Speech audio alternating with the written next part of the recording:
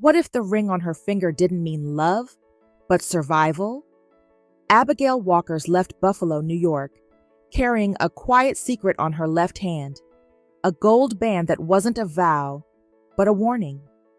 After heartbreak, she stopped waiting for love to arrive and chose silence instead. Then she came to Seoul and met him. Hyun-jong was the kind of CEO people feared, cold, brilliant, unreachable. But the moment he saw her, something shifted, not because she was flashy or bold, but because she spoke to janitors in Korean with a trembling accent and still tried. He saw her, but the ring said, "Don't." This is a love story that doesn't begin with romance, but with restraint, with hearts that hide behind glass and gold. It's not about fairy tales. It's about two people learning to believe in truth after years of pretending. And it all starts with a ring she never meant to wear. Now let's dive in. Seoul, Tuesday, 9:07 a.m. Hana Group Headquarters. The click of heels across the marble floor was firm, steady, and unapologetically confident. Not rushed, not hesitant, just ready. Abigail Walkers adjusted the sleeve of her tailored ivory blazer as she stepped into the towering glass building that shimmered against the Seoul morning light. She looked like she belonged here. And yet, she was very aware that many wouldn't agree. A Black American woman from Buffalo, standing in one of South Korea's most elite corporate skyscrapers, hired as a global strategy consultant to help restructure Hana Group's humanitarian division. Let them blink. Let them whisper. She hadn't come for approval. She had come to build. The security guard at the reception desk straightened when she approached. "Good morning," she said, then added in carefully practiced Korean, "안녕하세요. Abigail Walkers Imnida." She bowed slightly. "Geo Noon, consultant? Yo, Minheyo. My Korean is still not great." The guard looked surprised, but smiled. "Anyo, it's good. Welcome." She smiled back, warm, not forced, and that was the first thing people would notice about her. Abigail's presence didn't demand attention, it earned it. Inside the executive conference room, the air was still and pressed with silence, except for the occasional click of a pen or throat clearing from mid-level managers, pretending to be unbothered by the fact that he was in the room. CEO Hyun-jong sat at the head of the long, polished table, posture immaculate, charcoal suit perfect, fingers steepled beneath his chin as his assistant murmured something low beside him. He gave no response, just the faintest nod. There were rumors, of course, that he was ruthless, cold, brilliant, impossible to please, and heartbreakingly handsome in a way that didn't feel real. But none of that mattered to Abigail as she stepped through the doors, a quiet breeze in white heels and purposeful steps. Her eyes moved to each person in the room, landing last on him.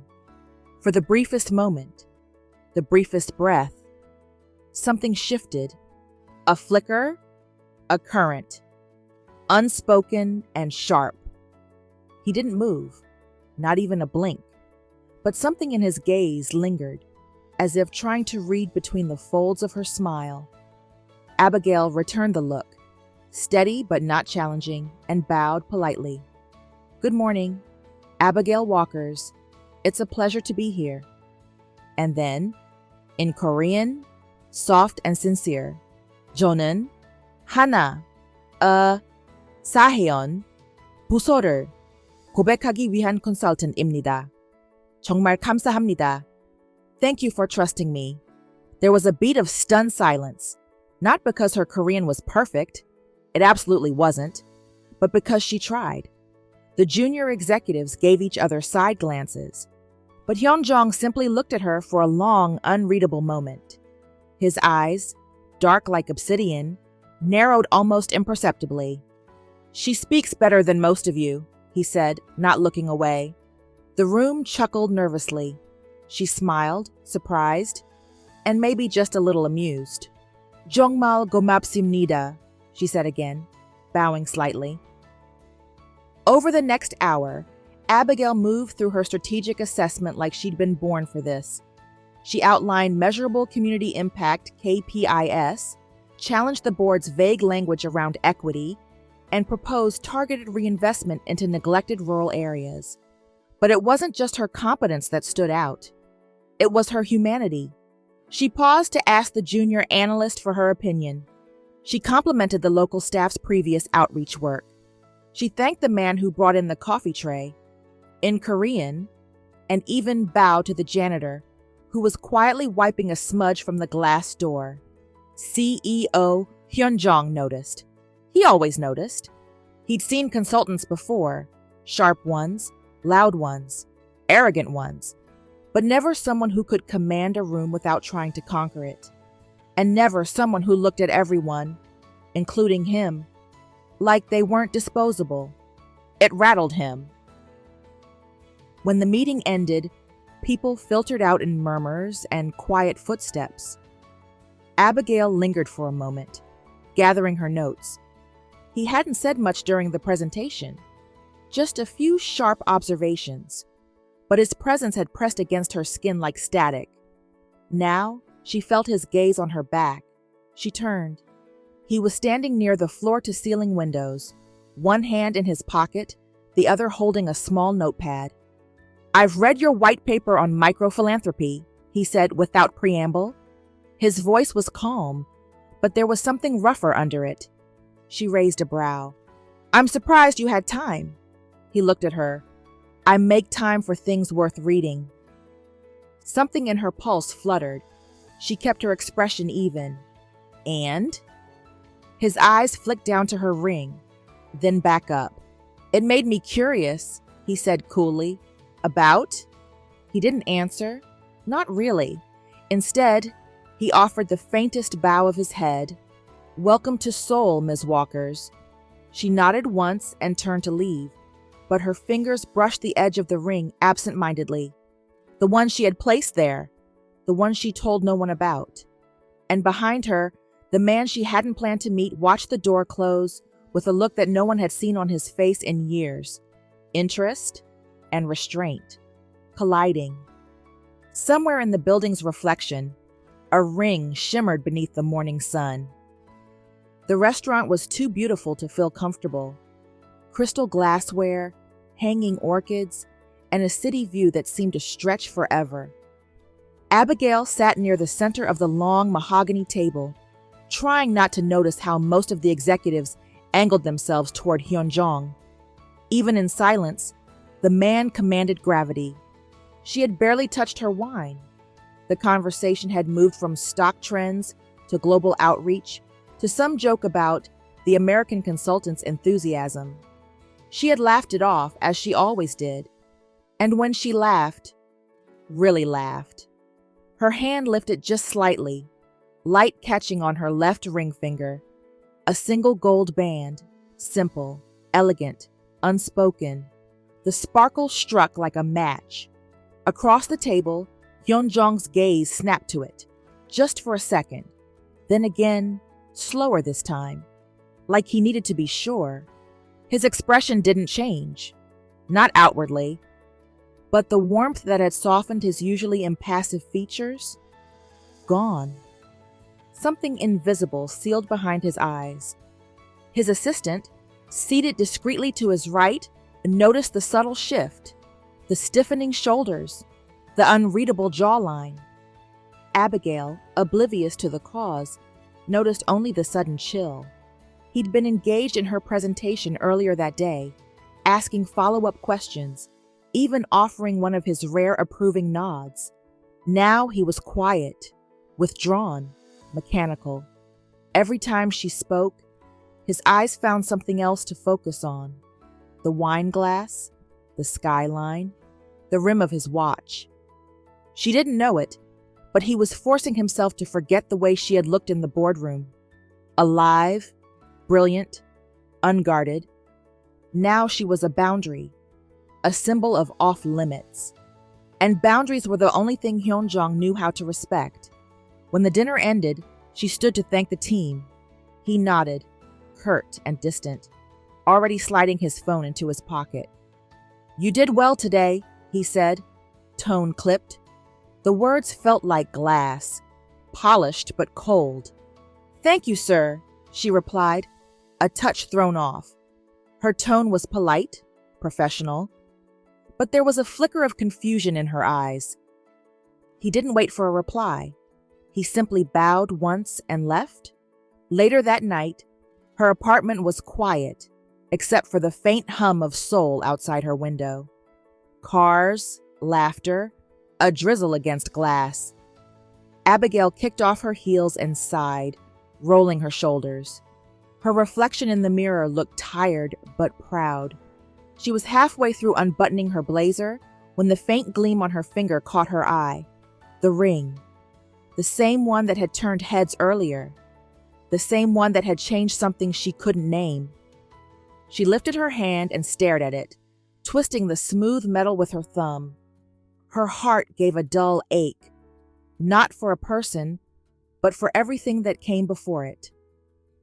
Flashback, Buffalo, New York, 2 years earlier. Snow fell in lazy spirals over Main Street as she stood inside a tiny jewelry shop, the kind with soft jazz and velvet-lined trays. The clerk smiled at her politely. "Choosing for someone special?" Abigail hesitated. "Actually, for me." He blinked, unsure how to respond. She ran her fingers along the display, stopping at a plain gold band. It wasn't extravagant, but it felt solid, grounded. "I've given so much of myself away," she murmured, almost to herself. "Maybe it's time I promised something back."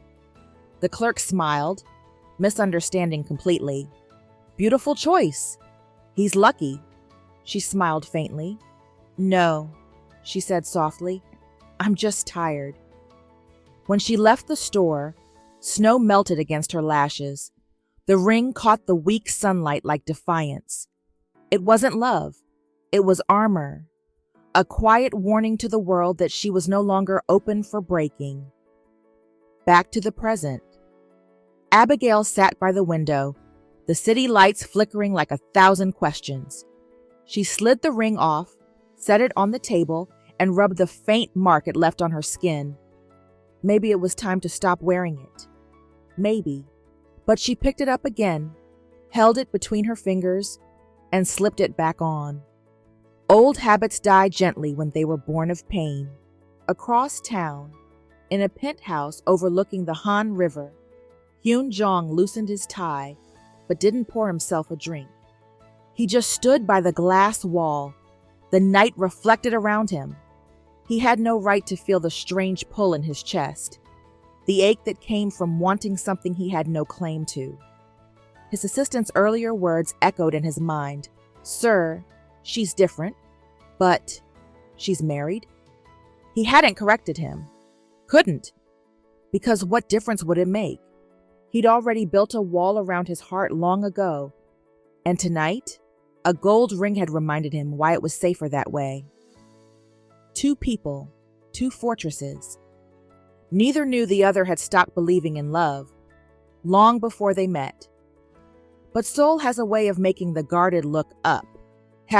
Seoul, Friday, 8:56 a.m., Hana Group, 10th floor conference prep room. The scent of coffee and printer ink filled the small prep room as Abigail moved between the staff, helping set up for a high-profile client presentation. Her ivory blouse was rolled up at the sleeves, her curls loosely pinned, eyes focused as she arranged folders and cross-checked data points on the screen. She wasn't supposed to be doing this. Consultants at her level didn't prep slides. They oversaw the ones who did. But that was Abigail. She did the work, not for praise, but because excellence had always been her quiet rebellion. She reached for a bottle of sanitizer on the counter, squeezing a little onto her palm before passing it to a junior employee. The gel shimmered under the fluorescent light. She rubbed her hands briskly, then noticed the residue seeping into the fine grooves of her ring. "Ugh, hold on," she murmured, sliding it off, setting it neatly beside her laptop. It glinted against the white desk, small, gold, harmless. But when she reached to grab it again, something in her chest hesitated. Her thumb brushed the cool surface. She slipped it back on. No one noticed. No one except him.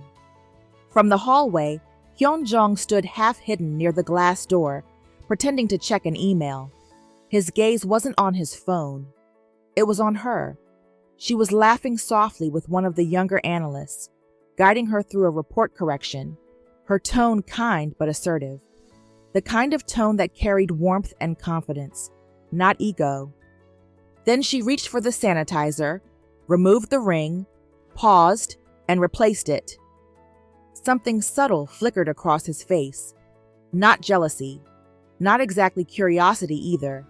Something heavier, because that ring had become the wall between them. And for the first time, he wondered who exactly she was protecting, herself or someone else. Lunch, 12:37 p.m. The executive dining hall overlooked the river, all clean glass and steel, the skyline blurring into late morning mist. Abigail sat across from him at the long table, surrounded by half the leadership team. The clinking of utensils and polite conversation filled the space. She didn't notice how quiet he was until halfway through the meal. He wasn't avoiding her anymore. He was watching her, calmly, intently, the way someone watches a puzzle they can't solve. When the others began to leave, their polite bows and goodbyes fading down the hall, he stayed. She was gathering her files when his voice cut gently through the silence. "Is he in Seoul?" The words hit her mid-motion. She froze, her hand hovering above her laptop. She looked up slowly. "I'm sorry?" He didn't elaborate. His expression was composed, but his eyes were searching hers, every flicker of emotion betraying how long he'd been wanting to ask. She realized what he meant. The ring. Her hand instinctively moved, covering it. "He's not around," she said lightly, forcing a smile. "Not around," he repeated, his voice low like he was testing the phrase. "Yes." A pause stretched between them. Too long for colleagues, too charged for strangers. Her smile faltered just enough for him to see the truth hiding behind it.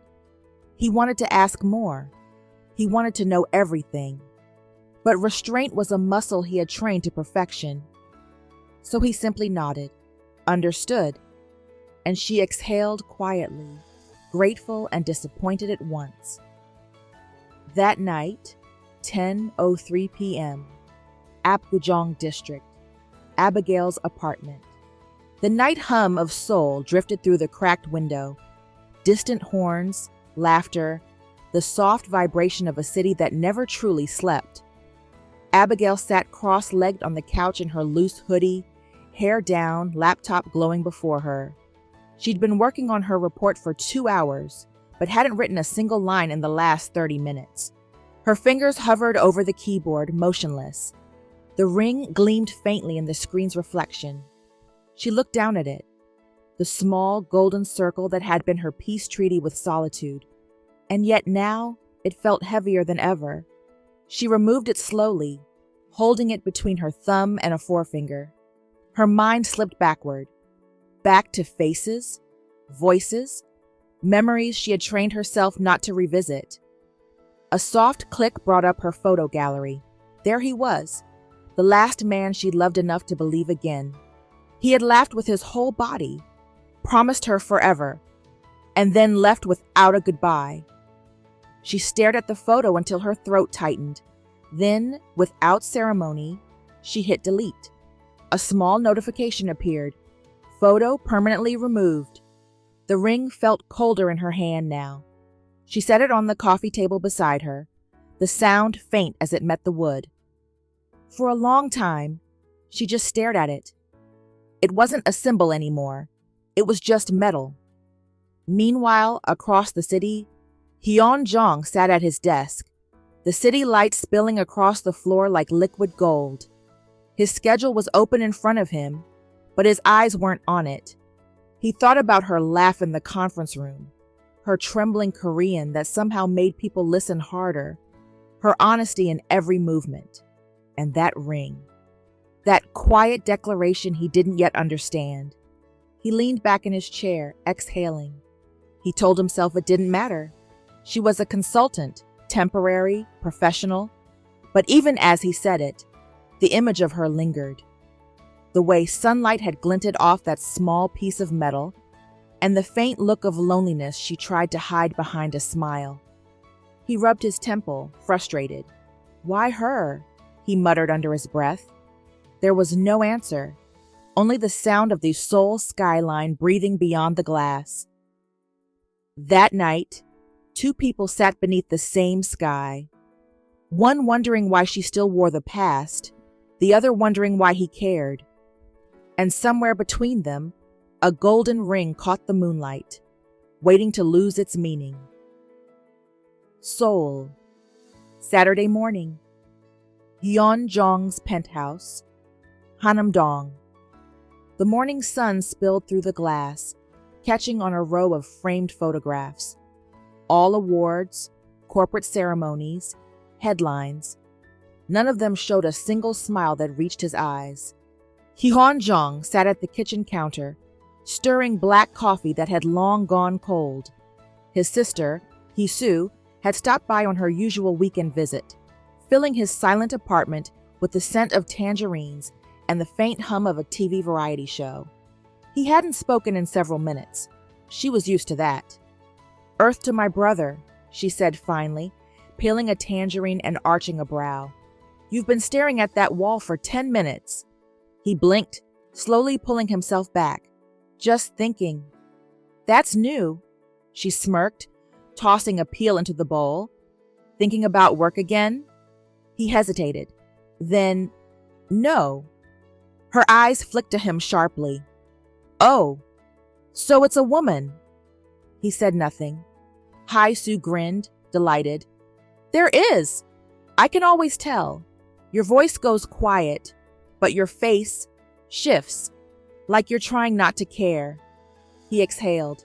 "She's complicated." "They always are." He turned the cup in his hands, the sound of porcelain faint against marble. "I don't think she's in love," he said finally. "I think she's in hiding." His sister frowned softly. "From what?" He didn't answer right away. He could still see the way Abigail had looked across the lunch table. That practiced smile that didn't reach her eyes, the one she wore like armor. "From herself," he said at last. "From being hurt again." Hye-soo studied him. "And you? What are you hiding from?" He looked away. "The same thing." Later, that evening, Itaewon District. A cozy restaurant pulsed with quiet jazz and the murmur of dinner conversations. Candles flickered against wooden walls lined with books and vintage photos. Abigail sat by the window, across from her old college friend, Mia Park. Half Korean, half black, and wholly the kind of woman who could read her like a page left open. Mia sliced her steak and said casually, "So, you haven't mentioned anyone new." Abigail smiled faintly. "There's no one new. There's always someone new, even if it's the wrong one." "I'm not looking, Mia." Mia gave her a knowing look. "You're not looking, or you're scared of what you might find?" Abigail set down her fork. "Both." Mia sighed, softening. "You can be honest with me, Abby. You don't have to keep proving that you're okay." Abigail laughed under her breath. "I'm fine." "You're not," Mia said gently.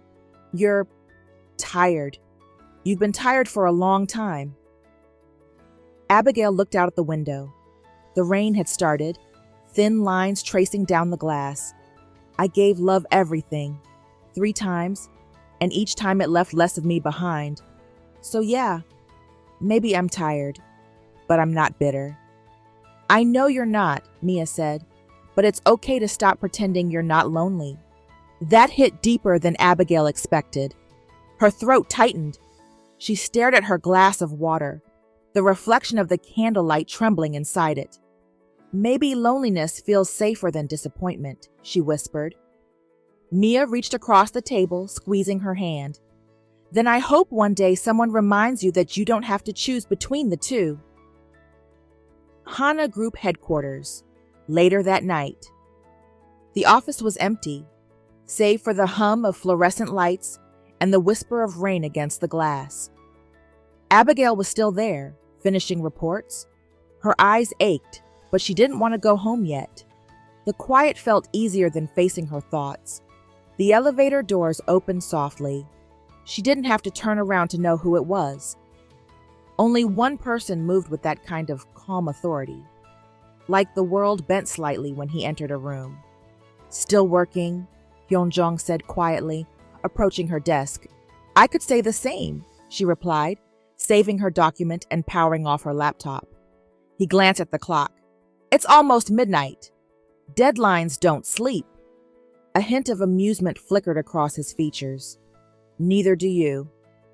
She looked up, and for the first time, he saw the exhaustion beneath her professionalism. Not physical, but emotional. That kind of weariness you carry in your heart. Let me take you home, he said suddenly. She blinked. That's not necessary. It wasn't a question. Their eyes met. A silent tug neither of them could resist. She hesitated, then nodded once. In the car, 12:14 a.m. The city lights blurred past as rain pattered softly on the tinted windows. The car smelled faintly of cedar and coffee. His signature scent, calm but commanding. Neither of them spoke at first. The silence wasn't awkward. It was charged. She stared out the window. He stared straight ahead, jaw tight, fingers tapping lightly against the steering wheel. Finally, she said softly, You didn't have to drive me. Really. I know. Then why did you? He exhaled slowly. Because I didn't want the day to end without seeing you again. Her breath caught. He glanced at her, his voice lower now, almost reverent. I can't stop thinking about you, even though I know I shouldn't. The words hung between them. Quiet, sincere, dangerous. For a long moment, neither moved. The world outside blurred to gray and gold streaks, and inside the car was only the sound of rain and hearts that didn't yet know if they were allowed to ache this way. Abigail turned toward him, eyes soft, vulnerable. Why shouldn't you? He met her gaze, unblinking. Because the last time I thought about someone like this, it ended badly. For both of us. Her lips parted. Then maybe this time, don't overthink it. He smiled. Just slightly. A quiet surrender he hadn't planned to give. Easier said than done. The car stopped at a red light. The rain deepened. Their faces were just close enough for the air between them to feel electric. But neither crossed the line. When the light turned green, he spoke again, softly. Get some rest, Abigail. She smiled faintly. You too, Mr. CEO. And as he drove her home, both knew this night would be the one neither could forget. The night truth finally spoke louder than restraint. Outside, the rain washed over Seoul. Inside, two hearts, one guarded by fear, one haunted by memory, beat in quiet rebellion against everything they were trying not to feel. Tuesday, 8:41 p.m. Hana Group Rooftop Garden. The sky was streaked with plum and ink, the city glowing beneath it like a constellation of promises and regrets. Abigail had never seen Seoul from this angle before. High enough to feel detached from the world, but low enough to hear it still breathing below. She crossed her arms as the breeze swept through her curls, her blazer still hanging over the chair behind her. The faint scent of citrus blossoms from the rooftop trees wrapped around her like a ghost of calm she didn't actually feel. She heard the door open behind her, then close. She didn't need to turn to know it was him. His footsteps were measured, quiet. But even in silence, Hyun-jong had presence. Like gravity adjusting when he entered a space. "I figured you'd come up here," he said finally. She didn't answer, just kept staring out over the skyline, blinking harder than necessary. He stopped beside her, hands in his pockets. "I didn't mean to embarrass you earlier," he said, "at the meeting." "You didn't," she replied. "You just noticed more than most." He studied her. "I tend to notice things I care about." That landed between them like a weight. She turned to face him fully. "Why are you doing this?" "Doing what?" "This." She gestured between them, her voice trembling around the edges. "Looking at me like I'm not wearing a ring, making it harder for me to breathe in meetings, offering rides home, standing this close." He didn't flinch. "Because I don't think the ring is real." She laughed softly, bitterly. "It's real. I bought it." His jaw tightened. "You know what I mean." She looked away.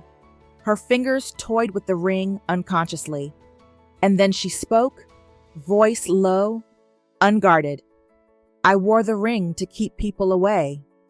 His eyes didn't move from her face. "Men, expectations, questions," she continued. "Everywhere I went, someone wanted something. My attention, my time, my body, my heart. After a while, it became easier to pretend I'd already given it away." There was a long silence. Then he asked simply, "Is it working?" She looked at him, eyes tired, mouth tight. "It's keeping me alone." Her voice broke softly on that last word. Alone. Not just physically, not just romantically, spiritually alone. Like she had folded herself into a corner of the world no one could enter. Hyun-jong took a slow step forward. He didn't reach for her, didn't touch her, just let the moment hold them both in its breath. "Abigail." She looked up at him, and there it was again, the connection that kept sparking between them, subtle but undeniable. Not lust, not infatuation, something deeper, like recognition, like truth. He leaned in, just enough for her to feel the nearness of him. His breath, steady, his gaze, unwavering. Their foreheads almost brushed. The rooftop air pulsed with something wild, dangerous, beautiful. Then, she stepped back, fast, sharp. Her breath came too quick now. "Please don't." He stopped immediately. His hands were still in his pockets, his posture unchanged, but everything in him had gone still. "Don't what?" he asked gently. She shook her head, voice breaking. "Don't make me fall. I just learned how to walk again." The ache in that confession was enough to silence the whole world. She turned her back to him, hugging herself as if to keep from unraveling. "I've spent the last few years convincing myself that being alone was safe, that love was something I didn't need, that I could be happy just building things, staying focused, not feeling too much." She exhaled shakily. "And then you walked in with your unreadable face and your impossible kindness and made me feel everything I buried." Behind her, he swallowed hard.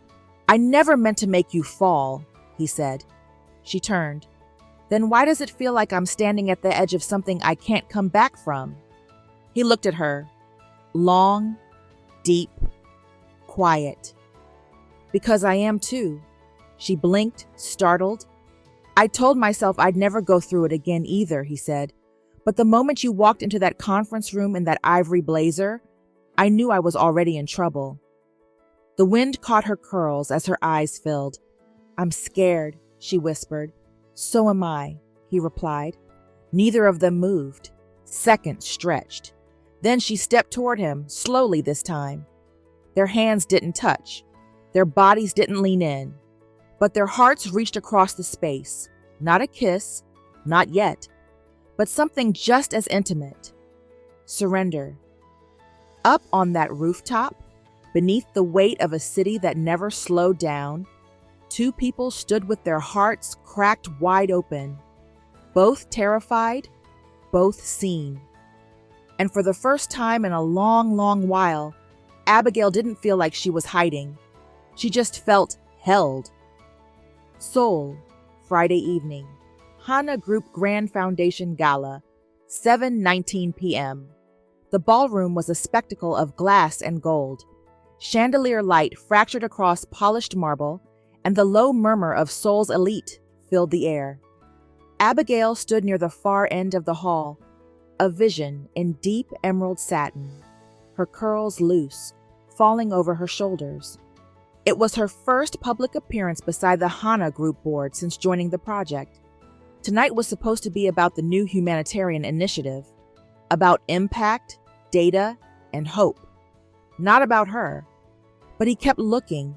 From the dais where he stood addressing donors, CEO Hyunjong's gaze kept drifting across the crowd, drawn again and again to her. He told himself it was coincidence, but every time he looked up, he found her eyes waiting. She wasn't smiling tonight. Her calm composure, the ring still glinting faintly under the ballroom lights, was the only thing keeping her from feeling too visible, too human. Later, 8:43 p.m. Dinner service had ended. Reporters lingered at the back tables, cameras poised. Abigail stood near an exhibition of children's art, quietly explaining the foundation's community projects to a small group. When she laughed, gentle, bright, a photographer turned his lens just as Hyunjong glanced toward her from across the room. Click, another, a moment frozen. The CEO's unreadable gaze, the woman with the ring, the faint electricity between them. 10 minutes later, the first headline appeared online. Hana Group CEO's secret gaze? Who is the married American consultant turning heads tonight? By the time dessert was served, the whispers had spread like perfume. She's the consultant, right? Married, I heard. Imagine that. A scandal in the middle of the fundraiser. Abigail heard it. Every word. The phrases floated to her like arrows dipped in sugar. Her stomach tightened. When she turned, she saw him across the ballroom. Their eyes met, just for a second. And in that second, she saw regret, concern, and something that looked too much like tenderness to survive in public. She moved, fast, through the crowd, through the camera flashes. Her heels clicked like a heartbeat down the corridor leading to the rooftop terrace. The cold air hit her lungs as she stepped outside, gripping the railing. The city below glimmered, alive and indifferent. She took a shaky breath, then another. She'd promised herself she'd never let the world humiliate her again, never let anyone make her feel small. But tonight, every stare felt like exposure. Behind her, the door swung open. Abigail! His voice. She turned, eyes glassy. Don't. Not tonight. Let me explain, he said. To who? She snapped. The media? Your board? Or to me? Because even you seem to forget what that ring means. He stepped closer. I haven't forgotten. But the world saw something real, because it is real. Her breath hitched. No. It's just proximity. You care about the work, not me. He almost smiled, pained. If that were true, I wouldn't be here chasing you in a tuxedo while an entire boardroom looks for me. Something broke in her chest at that, because the truth was, she wanted to believe him. But the noise, the lights, the eyes, everything felt too heavy. She shook her head. I can't do this, not now. And before he could answer, she walked past him, down the stairs, into the hall, out of sight. Hours later, the gala had ended. The staff had gone home. Only the scent of champagne and wilted roses remained. When Hyunjong returned to the rooftop terrace, the air was quiet, colder. He closed his eyes. The wind moved through the rooftop garden, scattering the petals from the floral displays, carrying them across the floor like fading applause. He stood there for a long time, long after the lights of the ballroom went dark. Somewhere in the city below, she was probably staring at the same skyline, telling herself she'd done the right thing. But for the first time since meeting her, he didn't believe logic could save either of them. In a city built on appearances, one woman finally stopped pretending, and one man finally couldn't. The armor had cracked, and through it, the truth had finally begun to breathe. 4 days after the gala, her office chair remained empty. Her nameplate still rested on her desk, but the woman, gone. No email, no calls, only absence and silence. Abigail's apartment, late afternoon. She lay curled on her couch, still in yesterday's sweatshirt, the ring box unopened on the coffee table. The velvet looked darker today, heavier. She hadn't cried, but her chest felt full of something she couldn't name, like sorrow mixed with regret and just enough tenderness to make it hurt worse.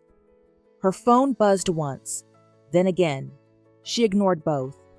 On the third buzz, she turned the screen face down and tossed it under a pillow. Outside her window, Seoul moved on, fast, unapologetic. She curled tighter. Flashback, years ago, Buffalo. She was 26 and wide-eyed, waiting at a candlelit restaurant with a small bouquet on the table. The man she'd been with for 2 years finally said he wanted to talk. He did. "I met someone else," he said. "It just happened." No apology, no remorse, just ending. She left the restaurant with her hands shaking and her mascara smudged. The bouquet stayed behind on the table. Flashback, 1 year later. The next one came with a whirlwind romance. Texted her every morning, called her my miracle. Until one day, nothing. No explanation, no closure. He disappeared like a bad dream. Ghosted after 6 months, not a word since. Flashback, 3 years ago. The last one had come dressed in ambition and charm. He loved her until she spoke too boldly, until she had ideas and meetings, until she didn't shrink when he told her she should be more soft, more agreeable, more American girlfriend material. He'd ended things with a single line. "You're not hard to love, Abigail. You're just hard to manage." She had smiled through the breakup, then bought the ring 2 weeks later. Not as a vow to anyone, as a wall. Present day, Abigail stared at the ceiling now, tears slipping sideways into her hair. Not because she missed the past, but because for the first time, she didn't want the armor anymore. And she was terrified that it was already too late. Across town, Hyunjong's apartment. He sat at his desk, fountain pen poised over paper, as rain traced slow lines down the window. He hadn't called her, not once. Not because he didn't want to, but because love, real love, didn't chase to be heard. It waited to be invited back in. He pressed the nib to the page and began to write. "Abigail, I wanted to say something on the rooftop that night, but I didn't. I could tell you were already carrying too much. So I'm writing it now, not to ask for anything, not to fix what shattered, but just to tell the truth. The day I saw you, I thought, she doesn't belong here. And I was right. You didn't belong in a room of hollow men clapping for numbers they didn't believe in. You belonged in light, in laughter, in grace. I've watched you build bridges in places where people only saw walls. I've watched you care about people no one else noticed. And somewhere in the quiet, I stopped guarding my heart. I don't know what you need right now, but if you ever want to try again, Without the armor, I'll be waiting, not to chase you, just to stand still long enough for you to feel safe again. HJ. He folded the letter, placed it in an envelope, but never sealed it. Instead, he set it in the drawer of his nightstand, closed it softly, and leaned back in his chair. Later. That night, Mia Park's apartment. Abigail's friend opened the door wearing sweats and holding 2 mugs of tea. She didn't ask questions, just hugged her once, tight. Abigail's voice cracked against her shoulder. I feel like I broke something I'll never get back. Mia pulled back, searching her eyes. You didn't break it. You just didn't know how to carry it yet. They sat by the window, steam curling from their mugs. Then Mia said, He stopped by. Abigail looked up sharply. What? Yesterday. He didn't ask where you were. Didn't try to reach you. Just stood in the hallway. What did he say? Mia sipped her tea, then repeated it quietly. If she ever wants to try again, without armor, I'll be waiting. Abigail lay in bed later, the skyline glowing faintly through the curtain. Her hand reached toward the ring box, then past it. Instead, she opened her notebook, clicked her pen, and began to write. Not a report, not a letter, a prayer, soft, shaky, but finally, open. Sometimes, the man you didn't expect becomes the one you finally believe, but only after you stop hiding from the love you always deserved. Seoul, 3 weeks later, Hana Group headquarters, Monday morning. The lobby doors slid open and the room stilled. Conversations paused. Heads lifted. The rhythm of the morning. Coffee runs, elevator dings, keyboard clicks, faltered for half a second, because she had returned. Abigail Walker stepped through the threshold in a slate blue pantsuit, her curls coiled neatly at her shoulders, a leather folder tucked beneath one arm. She looked poised, strong, like the woman they remembered, but quieter somehow, lighter. She walked with the same grace she always had, but today, something was different. And it wasn't just her. It was her hand, her left hand, bare, no ring, no wall, no lie. The whispers began the second she passed the second floor mezzanine. She's back. Is she not married? Wait, where's her... Was it ever real? Abigail didn't flinch. She didn't smile either. She walked with purpose down the long hallway that led to the executive boardroom. Her heels struck the tile like the sound of a decision made. This time, there would be no apologies for who she was. This time, she came as herself, not someone hidden behind gold and silence. Inside the boardroom, CEO Hyunjong stood at the window, hands folded neatly behind his back. His reflection shimmered in the glass as the city stretched out behind him. Calm, distant, the way he had learned to be. He heard the door open. He turned and stopped breathing. Abigail stood in the doorway, folder still tucked under her arm, her eyes steady. His gaze dropped instinctively to her hand.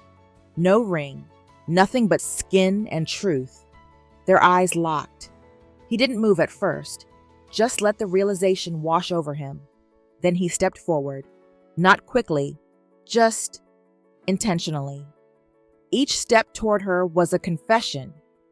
When he stood only inches away, his voice came quiet and low, unshaken. You took it off. She didn't look away. It was never real. Her breath trembled. But this is. Something passed between them then. Not desire, not adrenaline. Something more sacred. The fragile, holy moment when a wound stops bleeding because it's finally been seen. She had spoken the words she once feared, and he had waited for them, without demand, without pressure, because love, real love, does not push, it waits. He didn't kiss her, Instead, he reached out his hand, palm up, fingers open, not possessive, not persuasive, just steady, a gesture so simple it nearly broke her. She looked at it, this quiet offering, and knew exactly what it meant. Not I own you, not you owe me, but I'm still here, if you want me to be. Her hand lifted, her fingers slid into his, and she exhaled for the first time in weeks. The whole room faded. No board members, no rumors, no past, no ring. Just the warmth of his hand, solid, grounding, real. Outside the boardroom, his assistant blinked in quiet shock as she passed by and caught a glimpse of their joined hands through the glass. The rest of the staff didn't need confirmation. They already knew. She wasn't hiding anymore, and he had never left. Later that day, they stood beside each other at the rooftop again, this time in silence. Not the strained kind, the kind that knew. The sun warmed their hands, still clasped between them. I wasn't sure you'd come back, he said softly. I wasn't sure you'd still be waiting. I told your friend, he said, if you ever wanted to try again without armor. She smiled barely. I came without it. He nodded once, then he whispered, and I'll carry what's left if you ever get tired. Her eyes shimmered, and she turned her face toward the sky. I'm not tired today, she said. He smiled. They didn't need a kiss to seal it, because in that moment, hand in hand, honesty between them like gold, they had finally arrived at the truth. This wasn't a story of falling. This was a story of choosing. She once wore a ring to protect herself from love. Now she wore nothing at all, and somehow felt safer than ever. Not because love wasn't risky, but because this time it didn't demand a mask. It waited for the truth, and welcomed her as she was. 1 year later. Seoul, spring morning. Mapo District, Women's Hope Center. The audience hushed the moment Abigail Walker stepped up to the podium. Sunlight poured in through the glass-paneled walls of the community auditorium, painting golden stripes across the floor. Rows of women, some survivors, some dreamers, all rebuilding, sat shoulder to shoulder, eyes turned toward the woman in the soft linen dress and warm earth-toned heels. Abigail's voice rang out over the mic, gentle but confident. Good morning, everyone. Annyeonghaseyo. She bowed, the room following in kind. A small ripple of laughter broke out as she added, Mienhayo. My Korean still sounds like a tourist, but I promise my heart is fluent. They laughed again, with her, not at her. She smiled, continuing in a mix of practiced Korean and English, her cadence slow, her tone full of soul. This isn't just a launch, it's a seed, and every woman here, no matter how you arrived, no matter what you left behind, deserves soil deep enough to grow in. A few women blinked back tears. Abigail continued, I know what it's like to start again, to wear strength like a shield, to pretend a ring on your finger means peace, when really it's silence. But what I've learned, what this place is built on, is this simple truth. Healing doesn't happen behind walls. It happens in community. And grace doesn't wait for perfection. It just asks for honesty. A standing ovation began before she even finished. As she bowed again, her hand brushed the ring now resting on her right hand, a simple silver band engraved with her NGO's name, Root and Grace, and beneath it, in Hangul, the word Yunhai, grace. In the back row, Hyun Jong stood with his hands folded in front of him, suit slightly unbuttoned, tie loose. No longer the polished CEO who once led rooms with silence. Now, he watched the woman he once thought untouchable stand on that stage. owning the very city she once feared would swallow her. He wasn't her boss anymore. He was something far rarer, her future. Later that evening, Han River, 9:17 p.m. The city shimmered like a dream behind them, but they weren't watching it. They stood at the river's edge, beneath a canopy of soft wind and lamplight, the water catching the moonlight in 1,000 trembling reflections. Abigail leaned against the railing, her hair loose in soft waves, her hands tucked in the pockets of her trench coat. Hyunjong stood beside her, close enough to share warmth, not close enough to steal it. She spoke first. "I still don't believe in fairy tales," she said quietly. He didn't laugh, didn't flinch. "Good," he said. "This isn't one." She turned to look at him. "This is real," he said. "It's built, not wished for." She nodded slowly, then reached for his hand. No hesitation, no mask.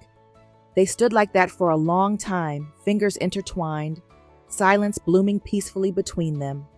No cameras, no speeches, no walls, just breath and love and grace.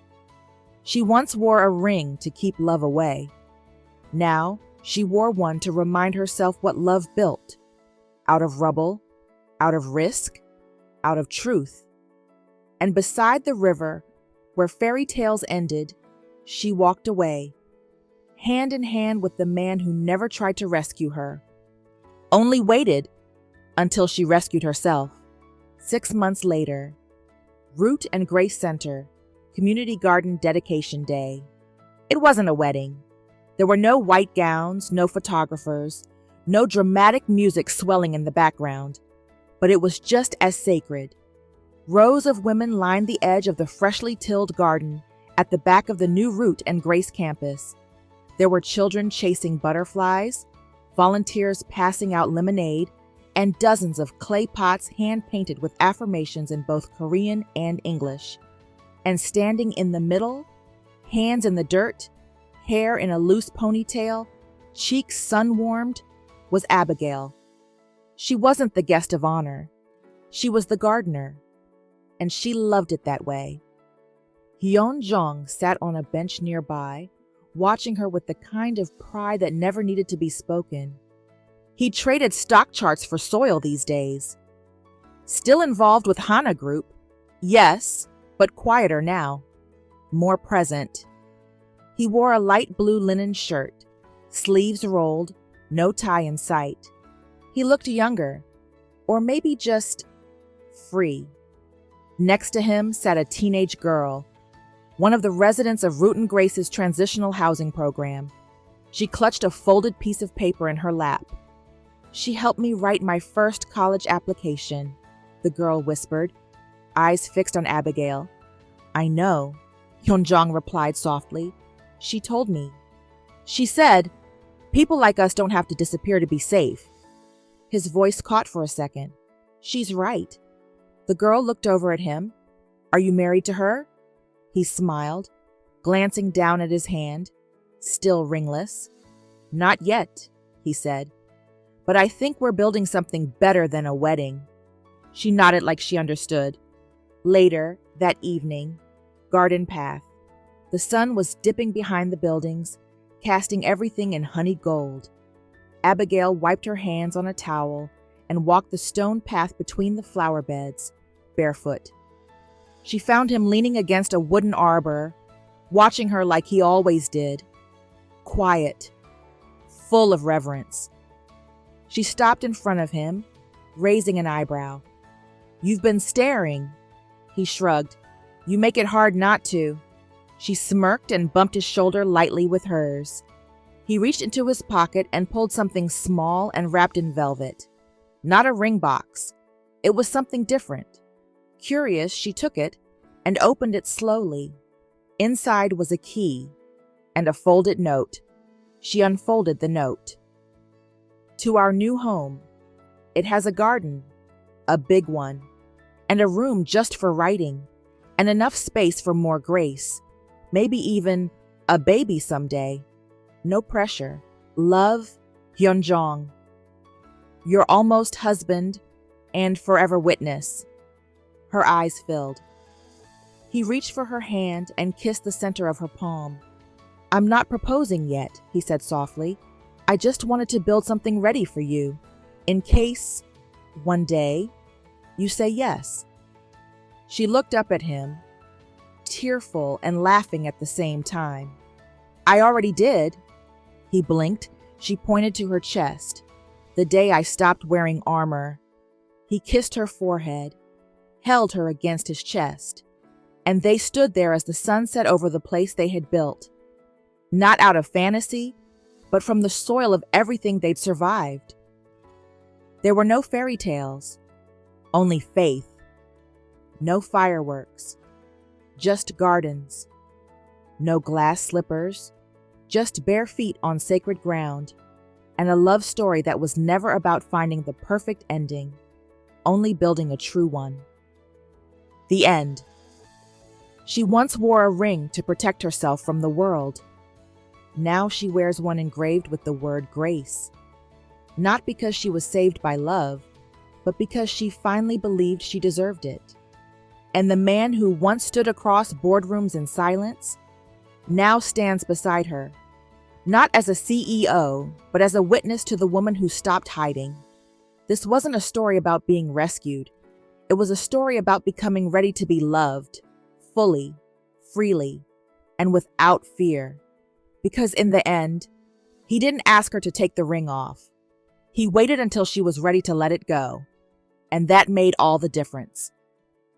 Until next time, keep spreading kindness boldly, because real love, truth, and grace always find their way. And remember, the most powerful stories aren't just told, they're lived.